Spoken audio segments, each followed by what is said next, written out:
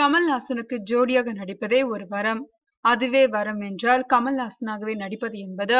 கிட்டத்தட்ட அதை நெருங்கிவிட்டார் த்ரிஷா. கமல் நடித்த ஒரு காலத்தில் ஹிட்டான பேய் படம் கல்யாணராமன். ஸ்ரீதேவியை காதலிக்கும் அப்பாவி கமலை வில்லன் கோஷ்டிகள் கொன்று விடுவார்கள். அதற்கு புறம் ஆவியாக வந்து அவர்களை பழி தீர்ப்பார் அந்த அப்பாவி கமல்.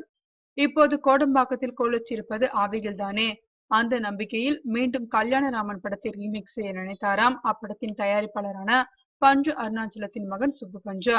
1979 வெளிவந்த அந்த படத்தை இயக்கியவர் ஜி.என். ரங்கராஜன். ஆனால் ரீமேக்கில் சின்ன சின்ன மாற்றங்கள் உண்டு. அவர்கள் பாஷையில் தான் அது சின்ன மாற்றம், நிஜத்தில் அது பெரிய மாற்றம். கமல் நடித்த வேடத்தை அப்படியே கதாநாயகியாக்கி அதில் த்ரிஷாவை நடிக்க வைக்க தீர்மானித்திருக்கிறார்கள். இதற்கு ஒப்புக்கொண்ட த்ரிஷா 2 கோடியை சம்பளமாக கேட்க அதற்கும் தயாராகிவிட்டது தயாரிப்பு தரப்பு.